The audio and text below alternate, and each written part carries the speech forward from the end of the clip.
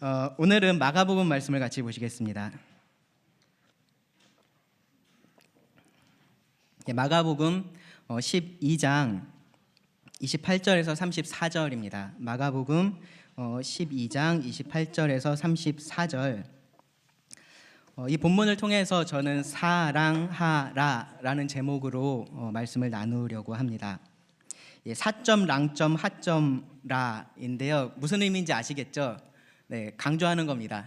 사랑하라. 마가복음 12장 28절에서 34절이고요. 거울에 대한 말씀을 잠깐 드리면서 시작을 하려고 합니다. 아침에 혹시 거울들 다 보고 나오셨나요? 네, 다들 보고 나오셨네요. 안 보고 나올 때도 가끔 있긴 한데 거울이 사실 여러 종류가 있습니다. 우리가 일반적으로 많이 보는 그런 평평한 그런 거울도 있는데 이렇게 볼록한 거울도 있죠. 볼록한 거울은 어디서 여러분들 자주 보시나요? 그쵸. 운전하시는 분들은 이렇게 커브길 이쪽 안 보이는 곳에 이렇게 볼록하게 거울을 해놓죠. 그리고 자동차 양쪽에 있는 사이드 미러 있잖아요. 그것도 사실은 볼록 거울로 되어 있습니다. 그래서 거기 보면 항상 이렇게 써 있죠. 사물이 실제보다 가까이 있습니다. 그렇게 써 있죠. 그러니까 볼록 거울은 이렇게 넓게 보여주기 위해서 조금은 작게 보여주는 그러한 거울입니다. 그리고 오목 거울이라는 것도 있습니다. 이렇게 오목한 거울. 오목 거울은 잘 못 보게 될 텐데 사실은 여러분들 오목 거울이 어떤지 궁금하시면 이렇게 식사하실 때 잠깐 수저를 이렇게 들어보시면 그게 오목 거울입니다. 그래서 이렇게 가까이 가면은 커 보이고 멀리 가면은 내가 거꾸로 보이는 그런 거울이 오목 거울입니다. 학생들 중학교 때 배웠던 거 다 기억나죠? 네. 중고등학교 때 아마 배웠던 걸로 압니다. 거울이 그렇습니다. 거울이라는 것이 이렇게 비춰주는 역할을 하는데 사실은 그런 여러 상황에 따라서 그렇게 다른 거울들을 사용을 합니다. 여러분들 아시는지 모르겠지만 그 옷가게에 가면 이렇게 전신 거울이 있죠. 전신 거울이 대부분은 여러분들 더 날씬하게 보여주는 거울들입니다. 그래서 옷가게에서 옷을 입어보고 딱 보면은 날씬하고 괜찮아 보이는데 집에 가서 보면은 그런 생각이 드실 때 있죠. 상술입니다. 하여튼 그렇게 해서 그런 거울들을 사용을 합니다. 거울에 내가 날씬하게 보인다고 해서 내가 실제로 날씬한 건 아니라는 거죠. 진짜로 내가 어떠한 모습인지를 보려면 그럼 어떤 거울을 봐야 될까요? 평평한 거울, 제대로 된 거울, 그리고 깨끗한 거울을 봐야지 내가 어떻게 생긴 사람인지, 내가 어떠한 모습인지를 알 수 있습니다. 다른 거울들을 써서 내가 더 날씬하게 보이게 만들 수도 있고 내 얼굴이 조금 더 작아 보이게 만들 수도 있는데 그거는 그냥 그렇게 보이는 거지 내가 실제로 그런 사람이 된 것은 아닙니다. 요즘에 이제 젊은 사람들, 특별히 학생들 이렇게 셀카 사진 아시죠? 셀카 뭔지. 네, 셀카를 정말 많이 찍습니다. 더 예쁘게 보이게 하고요, 더 귀엽게 보이게 하고, 더 멋있게 보이게 하고, 그렇게 하기 위해서 필터를 사용하고 보정이라는 것을 합니다. 그런데 그게 실제 나는 아닌 거죠. 그렇죠? 더 예쁘게 보이게 사진으로 만들 수는 있지만 내가 그렇게 바뀌는 것은 아닙니다. 나를 제대로 보려면 어떻게 해야 됩니까? 필터 싹 빼고 사진을 찍어 봐야 됩니다. 네, 그렇죠? 그 사람이 나입니다. 나를 제대로 보려면 제대로 된 거울을 앞에다 놓고 봐야지 내가 어떤 사람인지를 알 수가 있습니다. 제가 왜 거울 얘기를 처음에 이렇게 하냐? 오늘 우리가 함께 볼 이 마가복음의 말씀이 성경에서 하나님께서 우리에게 제시해 주시는 가장 완벽한 그리고 가장 궁극적인 거울이어서 그랬습니다.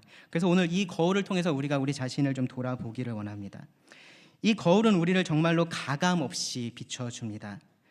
그래서 이 거울을 싫어하는 사람들도 있습니다. 좀 예쁘게 보여주는 거울이 있으면 좋겠다라고 하고서 그러한 거울들을 찾는 경우도 있습니다. 근데 우리에게 정말로 필요한 것은 정직한 거울입니다. 그래야지 내가 뭐가 잘못됐는지를 알고 그래야지 그 잘못된 것을 바로 잡을 수가 있기 때문에 그렇습니다. 예쁘게 보여주는 거울이 기분은 좋을지 모르지만 근본적인 해결은 되지 않습니다. 자, 그럼 하나님께서 우리들에게 주시는 거울이 무엇인지 말씀을 읽어보겠습니다. 28절인데요. 서기관 중 한 사람이 그들이 변론하는 것을 듣고 예수께서 잘 대답하시는 줄 알고 나와 묻되 모든 계명 중에 첫째가 무엇이니까? 예수께서 대답하시되 첫째는 이것이니 이스라엘아 들으라. 주 곧 우리 하나님은 유일하신 주시라. 내 마음을 다하고 목숨을 다하고 뜻을 다하고 힘을 다하여 주 너의 하나님을 사랑하라 하신 것이요. 둘째는 이것이니 내 이웃을 내 자신같이 사랑하라 하신 것이라. 이보다 더 큰 계명이 없느니라. 서기관이 이르되 선생님이여 옳소이다. 하나님은 한 분이시오 그 외에 다른 이가 없다 하신 말씀이 참이니이다. 또 마음을 다하고 지혜를 다하고 힘을 다하여 하나님을 사랑하는 것과 또 이웃을 자기 자신같이 사랑하는 것이 전체로 드리는 모든 번제물과 기타 제물보다 나으니이다. 예수께서 그가 지혜 있게 대답함을 보시고 이르시되 네가 하나님의 나라에서 멀지 않도다 하시니 그 후에 감히 묻는 자가 없더라. 이 본문에서는 이 한 서기관과 예수님의 대화가 기록이 되어 있습니다. 이 서기관이 예수님을 찾아와서 예수님에게 질문을 하고요. 예수님께서 그 질문에 대해서 답을 하십니다. 그 답에 대해서 이 서기관이 응답을 하고요. 예수님께서 다시 한번 그 서기관에 대해서 응답하시는 것으로 이 이야기가 끝이 납니다. 서기관의 질문은 아주 적절한 질문이었습니다. 그리고 예수님의 답은 유일한 정답이었습니다.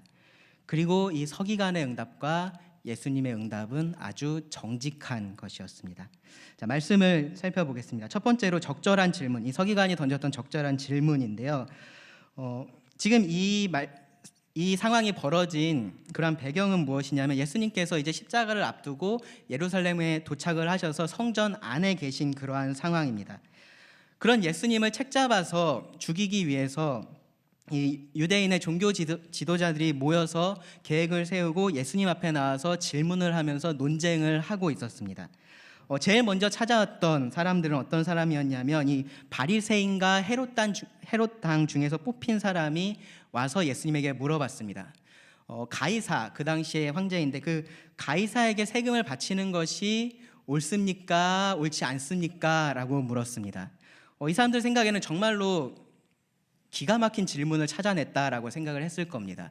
만약에 예수님께서 가이사에게 세금을 바치지 말라라고 하면 이 황제를 반역하는 것으로 예수님을 잡아 넣을 수가 있었겠죠.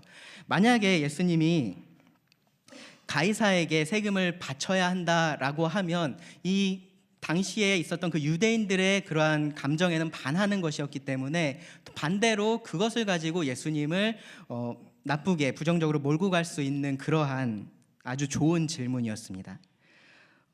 정말로 빠져나갈 구멍이 없는 질문이라고 생각을 했을 텐데요. 예수님께서는 이렇게 말씀하셨습니다. 가이사의 것은 가이사에게, 하나님의 것은 하나님에게 바치라. 아주 지혜로운 답변을 하셨고요. 그들이 아무런 대답도 할 수가 없었습니다. 그 뒤를 이어서 이제 사두개인들이 찾아옵니다. 이 사람들은 부활이 없다라고 생각하는 사람들이고, 그래서 이 부활 문제를 가지고 예수님에게 다가옵니다. 어떤 질문을 했냐면요.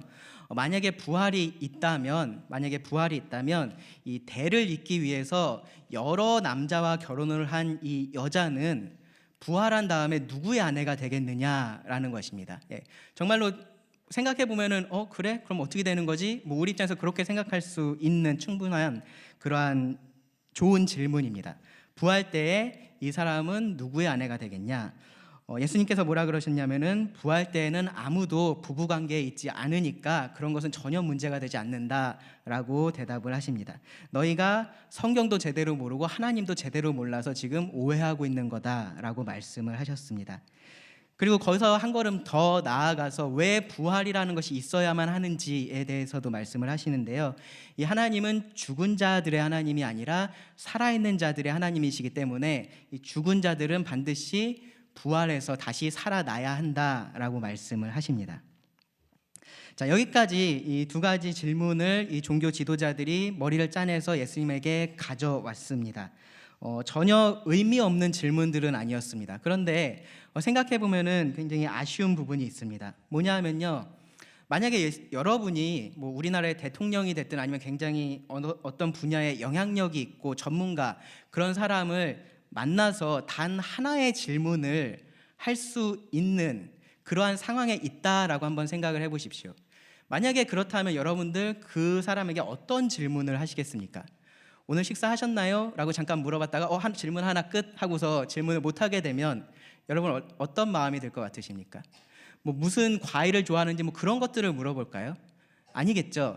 정말로 중요한 것, 정말로 그 사람만 답할 수 있는 그러한 중요한 질문을 할 것입니다. 그런데 이 사람들이 했던 질문들은 그런 질문이 아니었습니다. 그런 면에서 이 다음에 등장했던, 그러니까 우리가 이 본문에서 만난 이 서기관은 훨씬 더 중요하고 그리고 아주 적절한 질문을 했습니다. 28절에 보시면 서기관 중 한 사람이 그들이 변론하는 것을 듣고 예수께서 잘 대답하시는 줄을 알고 나와서 물었다라고 합니다. 이 서기관은 율법을 연구하는 사람이죠. 오늘날로 말하면 신학자, 이 성경을 연구하는 사람입니다.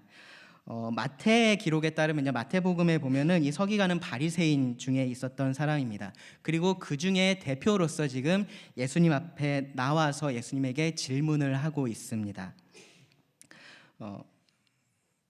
그 마태는 이들이 예수님을 시험하려고 지금 이러한 질문을 한다라고 말을 하고 있는데요.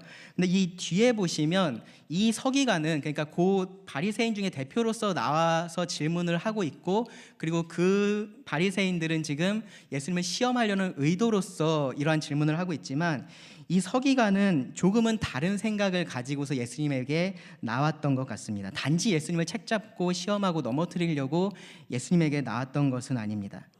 어쩌면 이 서기관이 제가 가서 물어보겠습니다라고 하면서 예수님 앞에 나왔을지도 모르겠습니다. 어쨌든 이 서기관은 율법의 전문가로서 이 율법에서 가장 중요한 그러한 질문을 합니다. 어떤 질문이냐 하면 모든 계명 중에 첫째가 무엇이니까? 하나님께서 여러 말씀을 주셨는데, 여러 계명들을 주셨는데 그 중에서 첫 번째 되는 것, 그러니까 제일 먼저 주신 것을 물어본 게 아니라 제일 중요한 것, 어떤 것이 가장 근본이 되는 것이냐라고 물어본 것입니다. 이 당시에 이 유대인들의 셈에 따르면요, 율법에 몇 개의 명령이 있었냐면은 613개의 명령이 있었습니다. 다 세봤다는 얘기죠, 그렇죠? 열심히 세봤습니다. 그러니까 613개가 있었다라고 합니다. 그 중에서 365개가 부정형의 명령으로 되어 있었고요, 뭐뭐 하지 말라 그렇게. 그리고 248개가 긍정형으로 되어 있습니다. 뭐뭐 해라. 근데 재밌는 거는 이 613개의 명령이라고 말씀드렸잖아요. 근데 10계명에 있는 글자의 수를 세어보면 613개래요. 네. 그래서 이 10계명이 이 모든 율법을 요약한다라고 그들이 또 생각을 했었고요. 그리고 부정형의 명령이 365개고 그 긍정형이 248개라 그랬잖아요. 365 하면 뭐가 떠오르세요? 1년 떠오르죠. 1년, 그렇죠? 그러니까 1년 내내 지켜야 할 하나님의 율법이고, 248개는 뭘까요? 네, 인간의 몸을 구성하는 그런 각 부분의 수가 248개랍니다. 네, 이쯤 오면은 뭔가 이 사람들이 의도가 있는 것 같죠, 그렇죠? 정확히 맞아 들어가는 것이 아니라 그렇게 맞춘 겁니다. 네, 그렇게 맞춰서 너희가 너희의 온 몸으로 매일매일 그렇게 하나님을 위해서 살아야 한다라는 그러한 아마 이야기를 하려고 숫자를 이렇게 셌던 것 같습니다. 그 계명들을 이들은 무거운 계명하고 가벼운 계명, 그러니까 중요한 계명과 조금 중요하지 않은 계명으로 구분을 했었습니다. 그러면서 어느 계명이 가장 중요하냐, 그것에 대해서 이들이 토론하고 하는 일들을 종종 했었습니다. 사실 하나님께서 이 계명을 주셨죠. 그리고 우리가 야고보서에서 볼 수 있는 것처럼 어느 한 계명이라도 어긴다면 사실은 그것은 이 계명을 주신 하나님에 대한 반역이기 때문에 모든 것을 어기는 것과 다른 것이 없다라고 성경은 말합니다. 어쩌면 이 서기관들이 굳이 이 질문을 갖고 와서 예수님에게 던졌던 이유도 거기에 있었을지도 모릅니다. 만약에 예수님이 그 613개가 되는 계명 중에 하나를 골라서 이게 제일 중요한 거야 라고 말하면은 그럼 뭐 이거는 어겨도 된다라는 거예요? 라는 식으로 예수님에게 반문을 하려고 이들이 생각하고 있었을지도 모릅니다. 아니면 그동안 이 예수님께서 가르치셨던 것들을 보면 예수님이 이들이 가르쳤던 이 유대인들의 종교 지도자들이 그동안 가르쳐 왔던 그 율법과는 다른 말씀을 자주 하셨기 때문에 이 예수님께서 그것에 반하는 이야기를 했을 때 예수님은 율법을 어기는 사람이야 라고 이들이 말하고 싶었는지도 모릅니다. 어쨌든 이들은 지금 가장 적절하고 가장 날카로운 질문을 하나 준비해서 예수님에게 나왔습니다. 그런데 이 질문은 좀 다른 측면에서도 아주 적절한 그런 질문이었습니다. 왜냐하면 이 질문은 하나님께서 우리 인간에게 가장 원하시는 것이 무엇인지, 하나님께서 우리 인간들을 창조하신 그 하나님께서 가장 중요하게 생각하시는 것이 무엇인지를 묻는 그러한 질문이었기 때문에 그렇습니다. 그것을 우리가 누구한테 물어볼 수 있을까요? 사람마다 여러 가지 생각을 가지고 있을 텐데요. 무엇이 정답이다라고 우리가 어떻게 말할 수 있을까요? 그것을 알 수 있는 방법은요, 바로 그 계명을 주신 하나님에게 가서 묻는 것입니다. 그리고 이 서기관이 지금 그 하나님이신 예수님 앞에 가서 이 질문을 하고 있습니다.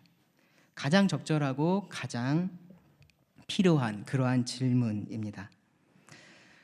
이 질문에 대한 예수님의 유일한 정답은 이렇습니다. 29절에서 예수께서 대답하시되 첫째는 이것이니 이스라엘아 들으라 주 곧 우리 하나님은 유일한 주시라 내 마음을 다하고 목숨을 다하고 뜻을 다하고 힘을 다하여 주 너의 하나님을 사랑하라 하신 것이요. 예수님은 아무런 주저함 없이 말씀을 하십니다. 예수님을 시험하는 사람들 입장에서는 정말로 신중하게 고른 그런 함정 질문이었겠지만 모든 것을 알고 계신 모든 지혜의 예수님의 입장에서는 그렇게 대답하기 어려운 질문이 아니었습니다. 예수님께서 여기서 말씀하신 것은요, 쉐마라고 불리는 이 신명기 6장 4절과 5절에 나오는 말씀인데요. 그 말씀을 예수님께서 그대로 인용해서 대답을 하셨습니다. 근데 이 말씀은 이 이스라엘 민족들에게, 그 당시의 민족들, 그리고 사실 지금도 마찬가지인데 그들에게 있어서 정말로 더 이상 친숙할 수 없는 그러한 친숙한 말씀입니다. 왜냐하면 이들은 이 말씀을 아침 저녁으로 예배할 때마다 암송해서 외웠던 그러한 말씀이기 때문에 그렇습니다. 그리고 혹시 그런 거 보셨는지 모르겠는데요. 지금도 유대인들이 기도할 때 보면 이렇게 손에다 뭐를 막 이렇게 감고 이마에다 뭐 이렇게 띄우고 하는 것들이 있어요. 보신 적 있나요? 그렇게 작은 상자 같은 것이 거기에 있는데, 그리고 거기에 말씀을 기록해서 그 안에 적어 넣습니다. 근데 그 들어가는 말씀 중에 하나가 바로 이 신명기 6장 4절부터 5절의 말씀, 바로 이 말씀입니다. 그러니까 이들에게 있어서는 정말로 친숙하고 매일매일 그들이 봤던 그러한 말씀입니다. 근데 그 말씀이 사실은 가장 중요한 말씀이다라고 예수님께서 말씀을 하시는 겁니다. 자, 그럼 이 계명에 대해서 좀 우리가 생각을 해봐야 되는데요. 이 계명의 핵심은 사랑하라입니다. 사랑하라. 사랑하라라는 말을 어떻게 정의를 해야 될까 제가 계속해서 좀 고민을 해봤습니다. 사랑을 한마디로 정의하기가 어렵죠, 그렇죠? 어려우니까 지금까지 계속해서 사랑에 대한 노래가 나오고 있고 아마 그렇지 않을까라고 생각을 하는데, 사랑이라는 것을 우리가 한마디로 정의하기는 어렵습니다. 근데 기본적으로 이 사랑이라는 것은 이 사랑의 대상이 되는 그 대상을 아끼고 그리고 귀하게 생각하는 마음이 그 기본에 깔려 있습니다. 그리고 그것에 따라서 합당한 태도를 보이고 합당한 말을 하고 합당한 행동을 하는 것, 그런 것을 우리가 사랑한다라고 말을 합니다. 우리가 사랑하는 물건을 뭐라 그러죠? 애장품이라고 해요. 애장품, 그렇죠? 예, 사랑하는 개는요 애견, 사랑하는 사람은 애인이라고 말을 합니다. 대상에 따라서 이 사랑의 모습이 사실은 조금씩 다릅니다. 내가 기본적으로 그것을 귀하게 생각하고 아끼는 것은 동일한데 이 대상에 따라서 이 사랑의 모습은 다르게 나타납니다. 근데 그런 사랑에는요 어떤 식으로든지 어느 정도의 헌신과 희생이라는 것이 함께 가게 되어 있습니다. 나의 시간이나 물질이나 에너지, 감정, 그러한 것들이 이 사랑하는 대상에게 소비가 됩니다. 어떤 경우에는 그냥 그 자체가 굉장히 사랑스러워서 그렇게 하는 경우가 있어요. 특별히 물건이나 그런 거는 그냥 그 자체를 볼 때 내가 좀 기쁘고 좋으니까 내가 그것을 사랑한다라고 말을 하죠. 그것을 애장하는 것입니다. 그런 것하고 관계없이 하는 그러한 사랑의 행위들도 있습니다. 우리는 특별히 그런 사랑에 대해서 더 진실한 사랑이다라고 말을 하는데요. 특별히 부모의 자녀에 대한 사랑이 그렇습니다. 그래서 이 사랑은 그 대상에 따라서 그리고 상황에 따라서 그 구체적인 의미와 표현 방식이 달라진다라고 말할 수 있습니다. 여기서 예수님께서 말씀하신 가장 큰 것, 가장 중요한 계명, 그 사랑하라의 대상이 누구냐 하면은 하나님이십니다. 하나님. 이 사랑의 대상이 하나님이기 때문에 우리는 이 말씀에서 이 사랑의 특징을 두 가지를 찾아볼 수가 있는데요. 첫 번째로 이 사랑은 배타적인 사랑이고요. 두 번째로 이 사랑은 전적인 사랑입니다. 먼저 이 하나님에 대한 사랑은 배타적인 사랑입니다. 다른 무엇을 하나님을 사랑하는 것처럼은 사랑하지 않는 것이 여기에 포함되어 있습니다. 우리가 형제자매를 사랑하죠, 그렇죠? 사랑하시나요? 네, 형제자매를 사랑합니다. 근데 거기서 사랑한다라는 말과 내가 아내를, 나의 남편을 사랑한다라는 말은 정확하게 같지는 않습니다. 내가 아내를 사랑하는 것처럼 다른 형제자매를 사랑하지는 않습니다. 부부간의 사랑이라는 것은 배타적이기 때문에 그렇습니다. 하나님에 대한 우리의 사랑이 그래야 한다라는 겁니다. 왜냐하면 이 하나님과 우리의 관계 때문에 그런데요. 여기 본문 말씀에 보시면 하나님에 대해서 어떻게 표현을 하고 있냐면요. 29절에서는 주 곧 우리 하나님이다 라고 표현을 하고 있고요. 30절에서는 주 너의 하나님을 사랑하라 라고 합니다. 우리 하나님이고 너의 하나님. 여기서 주라고 번역된 것은 원래는 여호와라는 말인데요. 하나님의 이름입니다. 하나님의 이름. 하나님께서 이 이스라엘 백성들과 그 언약의 관계를 맺으실 때 하나님께서 그들에게 주셨던 이름이 바로 이 주, 여호와라는 이름입니다. 하나님께서 이스라엘 백성들과 이 언약을 맺으시고 그 언약의 관계 속에 들어가셨습니다. 그래서 이 구약 성경을 보면 나는 너희 하나님이 되고 너희는 내 백성이 될 거다라는 말씀이 한 20차례 이상 반복해서 나옵니다. 그러한 관계 속에, 그러한 배타적인 관계 속에 이 하나님과 이스라엘 백성이 있었던 것입니다. 그래서 이 이스라엘 백성들에게 있어서 하나님은 주 곧 우리 하나님은 유일하신 주시다라고 고백할 수밖에 없습니다. 이 하나님이 한 분이시다라는 의미도 되겠지만 여기 문맥에서는 사실은 어떤 의미가 더 강하냐면요. 우리의 하나님은 이 하나님 한 분이시다. 이 여호와 하나님밖에 없으시다라는 의미입니다.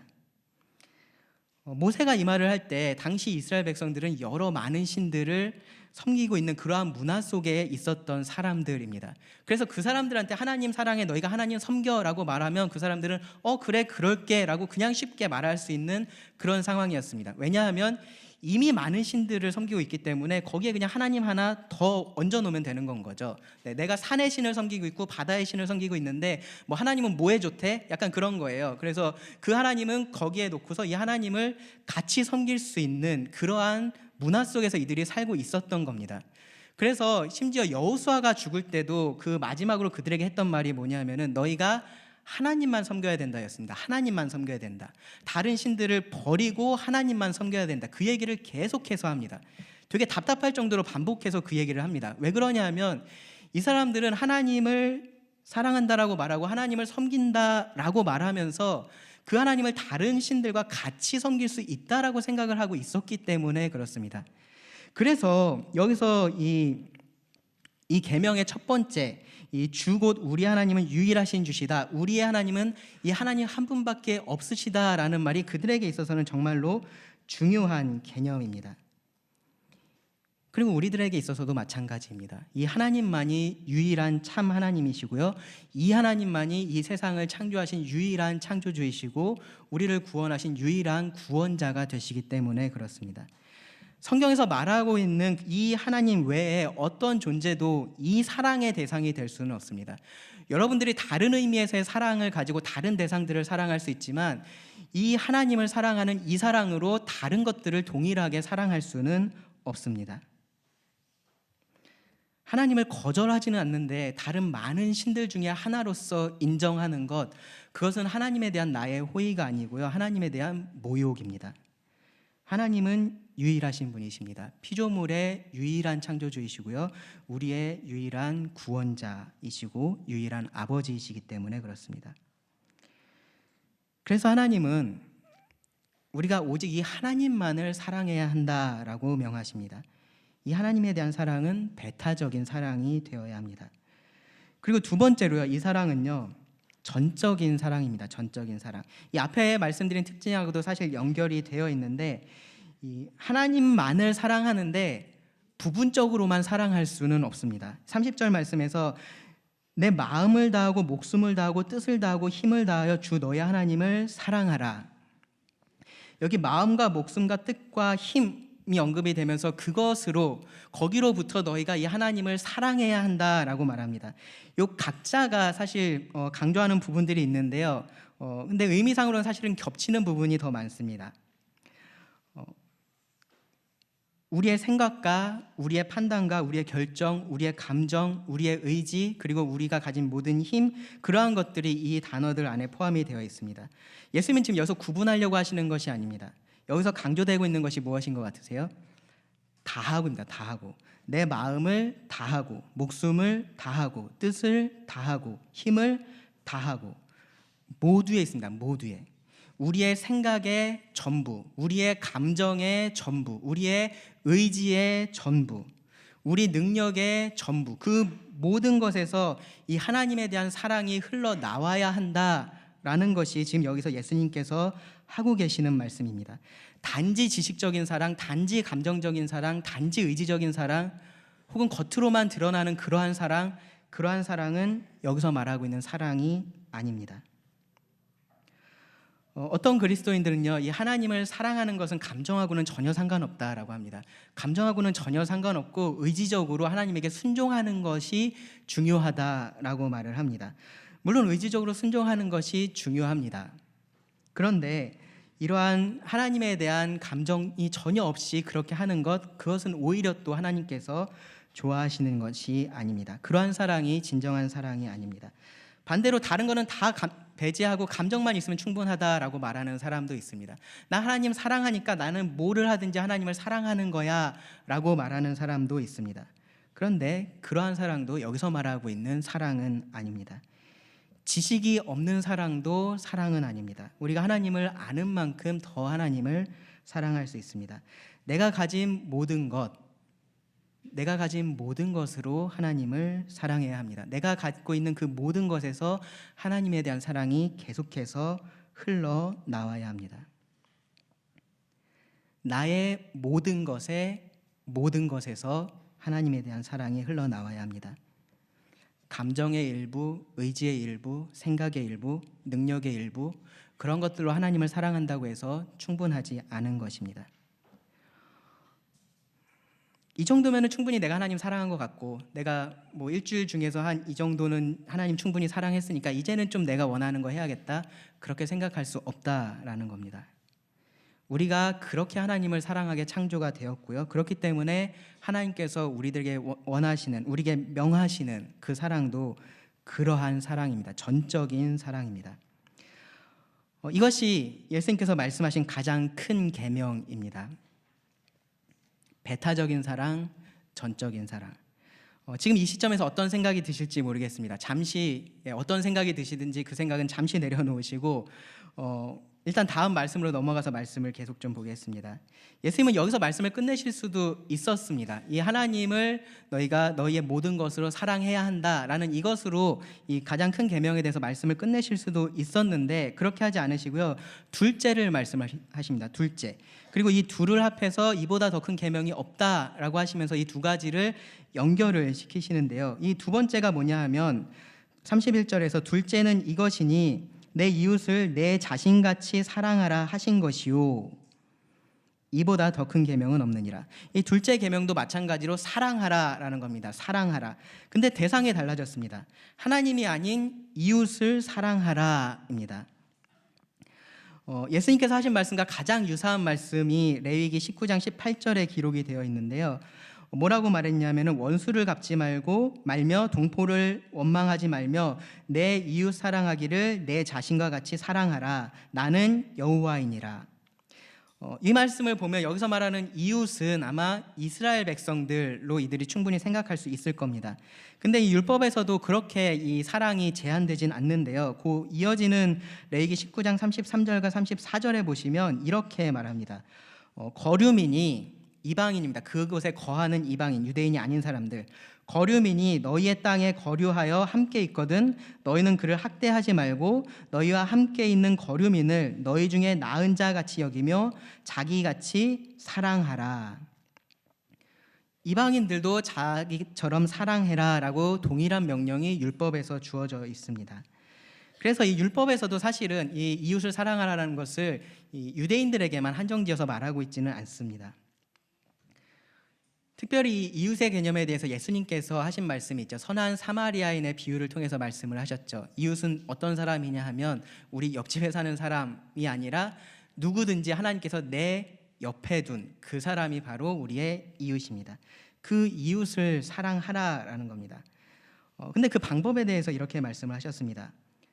내 자신같이 사랑해라.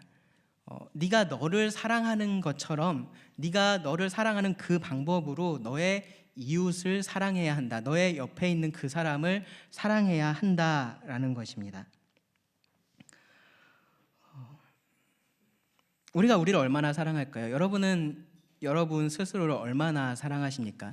나는 자기애가 좀 부족한 사람인데 나는 별로 나를 그렇게 사랑하는 것 같지 않은데 뭐 그런 생각이 드실 수 있는데요.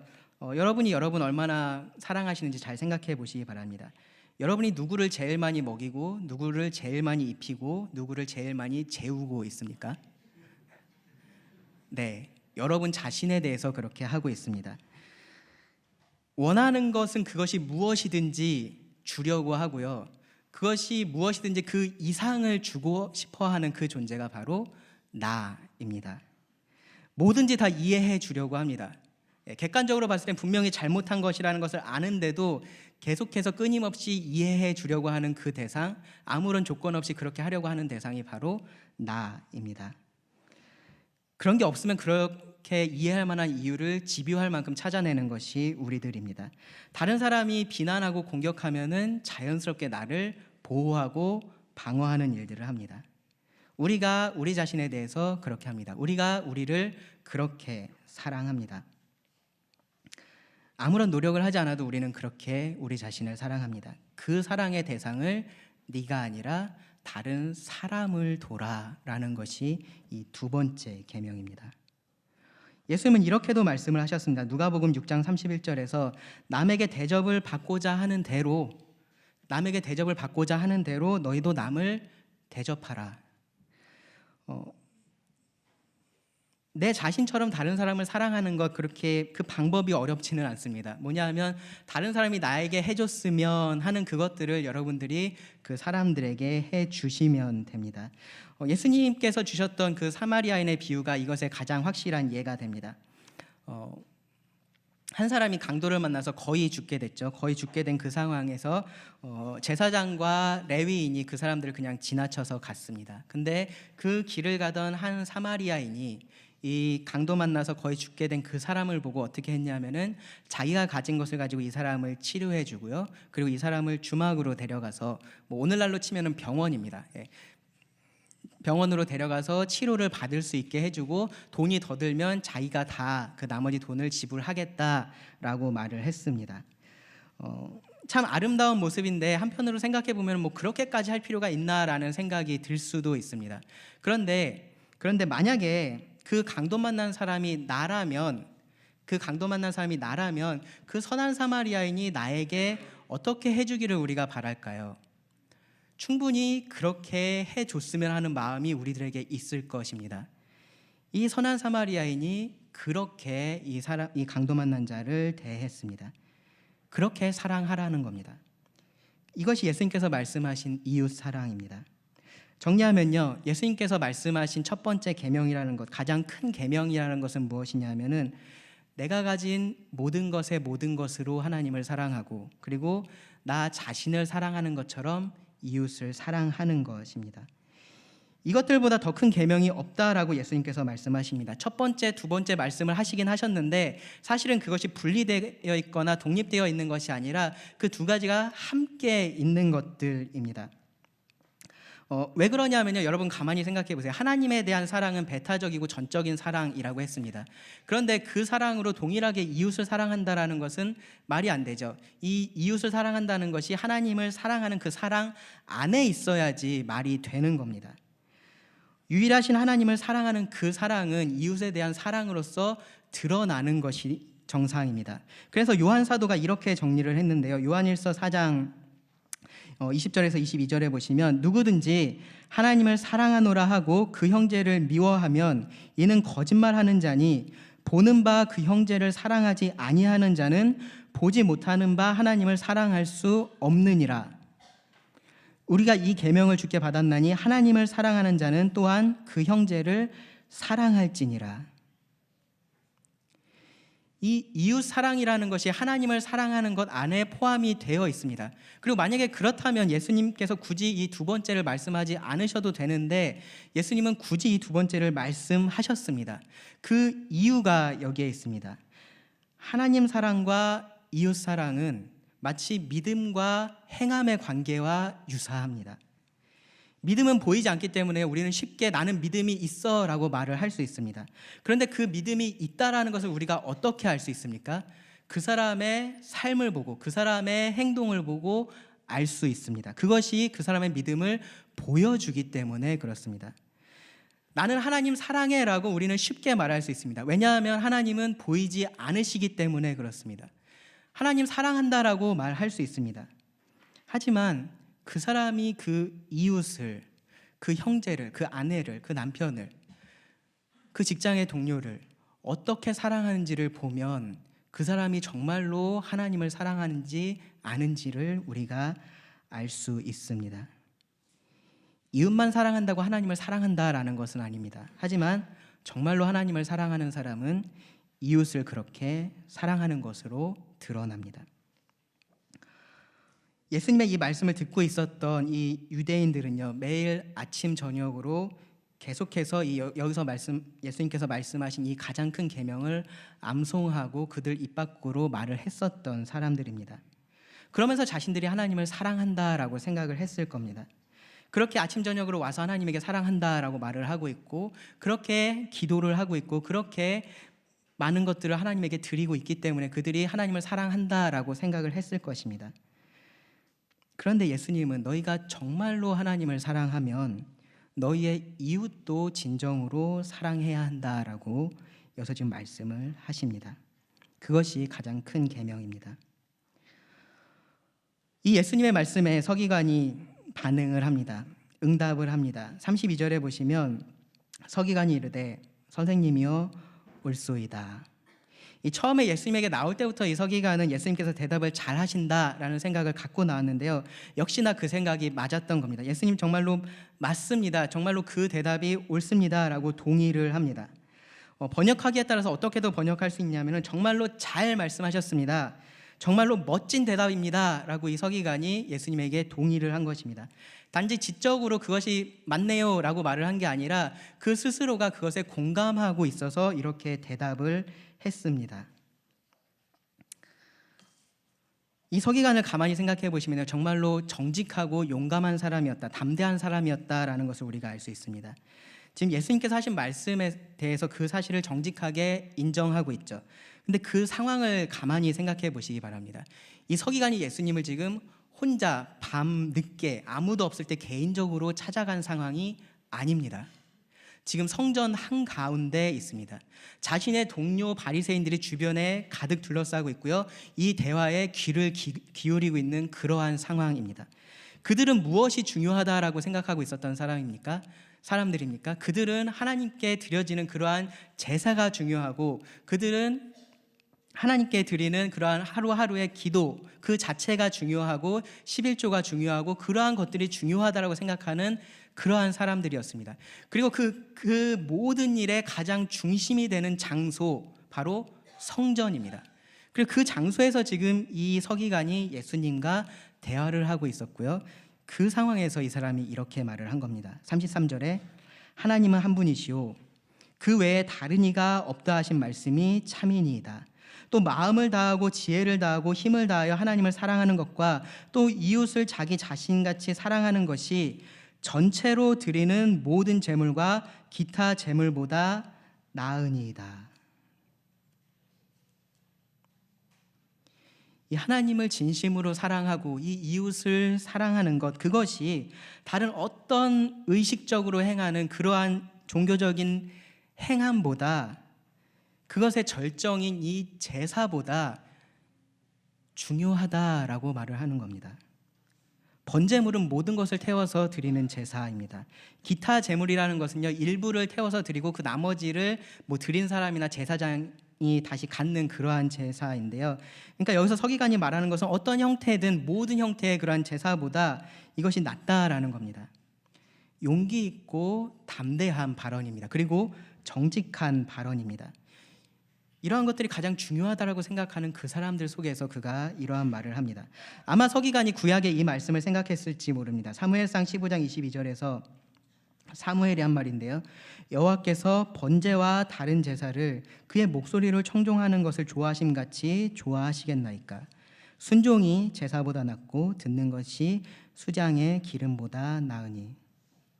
호세아 6장 6절에서는요. 나는 인애를 원하고 제사를 원하지 아니하며 번제보다 하나님 아는 것을 원하노라.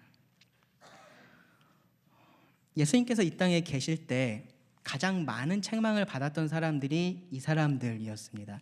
종교 지도자들, 서기관이 그 중에 하나였습니다. 그들이 책망을 받았던 이유는 뭐였냐면요. 그들이 11조를 덜 하거나 제사를 좀 빼먹거나 기도를 게을리하거나 그래서 그랬던 것이 아닙니다. 성경을 잘 안 봐서 그들이 예수님에게 책망을 받았던 것이 아닙니다. 무엇보다 그런 일에 최선을 다했던 사람, 그들의 모든 에너지를 쏟았던 사람들이 이 사람들입니다. 그런 그들이 왜 예수님에게 가장 큰 책망을 받았을까요? 왜냐하면 여기서 예수님께서 말씀하고 계시는 가장 큰 계명을 알면서 그것을 어긴 사람들이었기 때문에 그렇습니다. 그들은 날마다 신명기 6장의 말씀을 외웠지만 그 말씀에 따라서 살지를 않았습니다. 모든 것으로 하나님을 사랑하기보다는 이 하나님께서 하라고 하신 그 일들을 사랑했습니다. 그러면서 그 일들을 함으로써 사람들로부터 오는 그러한 칭찬을 이들이 사랑하고 있었습니다.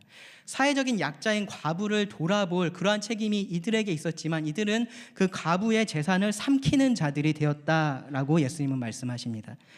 이웃을 천국으로 인도해야 할 그 귀한 사명을 가진 자들이 이 사람들이었는데 그들이 했던 일은 오히려 천국 문 앞에서 사람들을 그곳으로 들어가지 못하게 막는 일이었습니다. 이웃에 대한 그들의 태도, 하나님의 명에 대한 그들의 태도, 그것은요, 그들이 이웃도 사랑하지 않고 하나님도 사랑하지 않는다라는 것을 보여주었습니다. 그래서 예수님은 이 사람들을 가장 강하게 책망을 하신 겁니다. 근데 서기관은 그런 면에서 좀 달랐습니다. 여기에 나오는 서기관은요, 그런 면에서 그는 정직하게 그러한 외식적인 순종이 아니라 진정한 마음에서 나오는 순종, 그 사랑이 훨씬 더 중요하다라고 고백을 합니다. 어떠한 종교적인 행위도 이 하나님을 사랑하고 이웃을 사랑하는 그것을 대신할 수 없다라고 합니다. 그런 그에게 예수님께서 이렇게 말씀하셨습니다. 34절에 예수께서 그가 지혜 있게 대답함을 보시고 이르시되 네가 하나님의 나라에서 멀지 않도다 하시니 그 후에 감히 묻는 자가 없더라. 예수님은 정말로 정직하게 이 서기관에게 말씀하셨습니다. 이 서기관의 있는 상태를 그대로 말씀하셨습니다. 네가 하나님의 나라에서 멀지 않다. 하나님의 나라에서 멀지 않다. 여러모로 하나님의 나라에 이 사람이 가까이 있었습니다. 하나님의 말씀을 잘 알고 있었고요. 이 하나님께서 말씀하신 이 가장 중요한 계명을 그가 깨달아서 알고 있었습니다. 하나님의 나라에 가까이 가 있었습니다. 그런데 이 말씀은 한편으로 경고의 말씀입니다. 왜 그러냐면 이 사람은 하나님의 나라에 지금 가까이는 왔는데 문을 열고 그 안에 들어가 있지는 않다라는 말도 되기 때문입니다. 하나님의 나라에 가까이 가는 것으로 충분하지가 않습니다. 오히려 만약에 하나님의 나라에 최대한 가까이 갔는데 거기서 멈추면 그것만큼 안타깝고 그것만큼 불쌍한 일이 없습니다. 천국 문 앞에까지 가서 그 안으로 들어가지 못하면 그래도 나는 최선을 다했으니까 라고 하면서 스스로를 위로할 수가 없습니다. 가장 큰 고통 가운데 가장 큰 후회를 하게 될 사람들이 이 천국 문에 가장 가까이 간 그 사람들입니다. 하나님을 사랑하고 이웃을 사랑하는 것이 정말로 하나님께서 원하시는 가장 중요하고 가장 큰 계명이다라는 것에 동의하고 그것을 깨달았다면, 그렇다면 거기서 한 걸음 더 가야 합니다. 천국 문을 열고 그 안으로 들어가야 합니다. 그 과정에 무엇이 있냐 하면 바로 그 계명에 나를 비춰보는 겁니다. 하나님께서 주신 그 가장 큰 계명에 나를 비춰봐서 내가 어떠한 자인지를 보는 것입니다.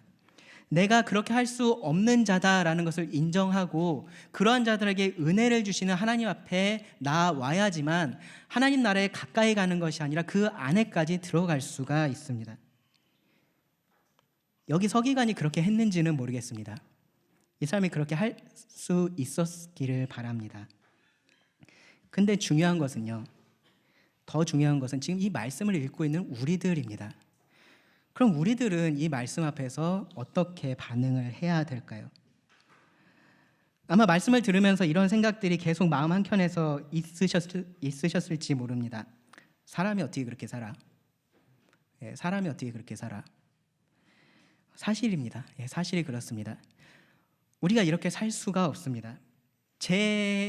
여러분들 아니라 저를 생각해봐도 제 평생을 통틀어서 단 한순간이라도 이 순간만큼 내가 나의 모든 것으로 하나님을 사랑한다라고 말할 수 있는 순간이 있다라고 말씀을 드릴 수가 없습니다. 내가 내 이웃을, 나의 가장 가까운 아내조차도 내 자신처럼 그렇게 사랑했다라고 말할 수 있는 그러한 순간이 저에게 없습니다. 여러분들은 있으십니까?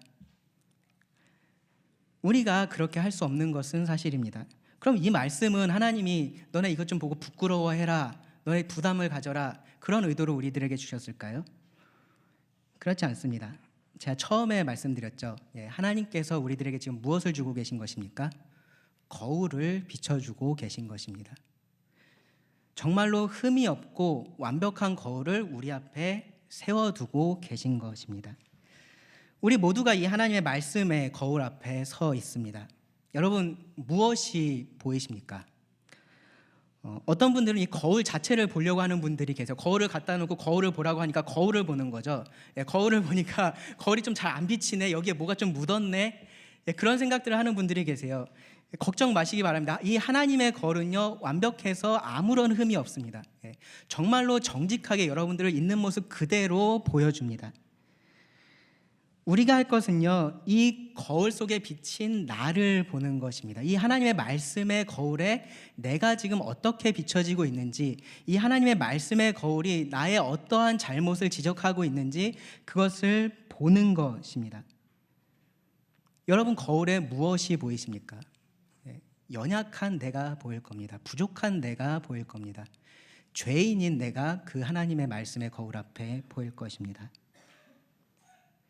그러면 거기서 시작을 하면 됩니다. 그렇게 하라고 하나님께서 이 말씀의 거울을 우리들에게 주신 겁니다. 우리가 하나님을 사랑하는 자들이고요. 그렇죠? 하나님을 사랑하는 자들이고 그 하나님을 더욱더 사랑하기를 원하는 사람들입니다. 이 거울이 우리를 비춰줘서 잘못된 것들을 바로잡을 수 있게 도와주는 것처럼 하나님의 이 말씀이 우리를 그렇게 비춰주어서 우리가 더 하나님을 사랑할 수 있게 해줍니다. 더 하나님을 사랑할 수 있는 방법을 말해주고 있습니다. 여러분, 이 거울 앞에서 어떻게 하시겠습니까? 몇 가지 선택지가 있습니다. 첫 번째로 거울을 그냥 안 보는 겁니다. 거울을 안 보고 그냥 사는 것도 하나의 방법이 될 수 있습니다. 혹은요, 이 거울을 깨버리는 겁니다. 거울을 깨서 그렇지 않아 라고 그냥 하고서 살 수도 있습니다. 또 하나는요, 거울을 그냥 보고만 있을 수도 있습니다. 거울을 보면서 저거 묻었네, 저거 이상하네, 넥타이가 좀 이렇게 됐네, 그냥 보고만 있을 수도 있습니다. 아니면 그 말씀을 보면서, 그 거울을 보면서 나를 바꿔갈 수도 있습니다. 하나님께서 원하시는 것은 무엇입니까? 바꿔가라는 겁니다. 너희가 이것을 보고 너희가 더 나를 사랑하고 더 이웃을 사랑하는 모습으로 바꿔가라라고 하나님 말씀하십니다. 그리고 그렇게 바꿀 수 있는 힘을 주시겠다라고 말씀하십니다. 어제 들었던 찬양 중에 그 큰 일을 이루신이라는 찬양이 있었습니다. 그 큰 일을 이루신. 하나님께서 어떠한 큰 일을 이루셨는지 한번 이렇게 가만히 생각해 보십시오. 하나님께서 세상을 창조하셨죠, 그렇죠? 또 한 조그만 목동을 가지고 거대한 골리앗을 쓰러뜨리는 그러한 일도 하셨었습니다. 바다를 가르기도 하시고요. 네, 폭풍을 잠잠케 하는 그러한 일들도 하나님께서 하셨습니다. 하나님께서 한 나라를 세우는 일도 하셨고요. 한 나라를 멸망시키는 일도 하나님께서는 하셨습니다. 그리고 어떤 일도 하셨냐 하면 우리들을 구원하는 일도 하나님은 하셨습니다. 그것이 하나님께서 하신 정말로 큰 일입니다. 네. 우리 같은 죄인을 구원받게 해서 이 하나님의 모습을 닮아갈 수 있도록 매일매일 그렇게 우리들에게 힘을 주시는 일, 그것이 하나님께서 지금 하고 계시는 가장 큰 일입니다.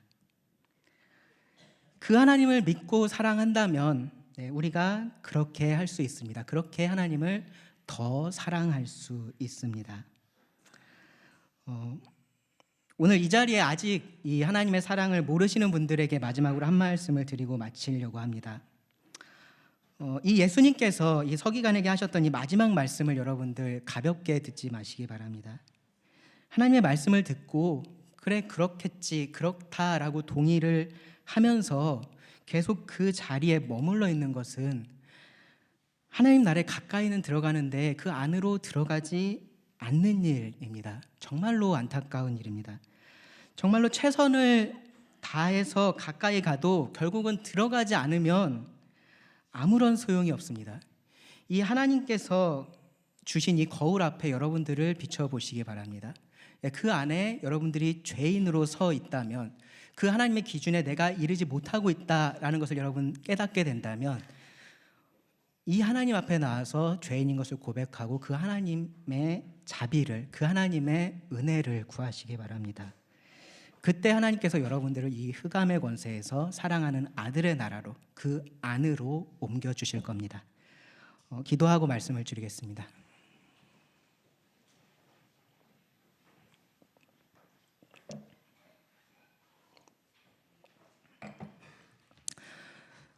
주님, 또 주님께서 우리들에게 오늘 주신 이 말씀에 감사를 드립니다. 또 이 말씀이 또 우리들에게 거울이 되어서 우리들의 삶이 하나님께서 원하시는 그런 하나님의 형상을, 또 그리스도의 형상을 닮아갈 수 있기를 원합니다. 우리들 삶 가운데서 계속해서 힘주시고 역사하시는 또 그 하나님을 믿으며 또 그 하나님의 도우심을 구합니다. 또한 그러한 모든 삶을 통해서 또 하나님께서 높임을 받으시고 영광을 받아주시옵소서. 들은 말씀을 주님께 의탁을 드리오며 예수님의 이름으로 기도합니다. 아멘.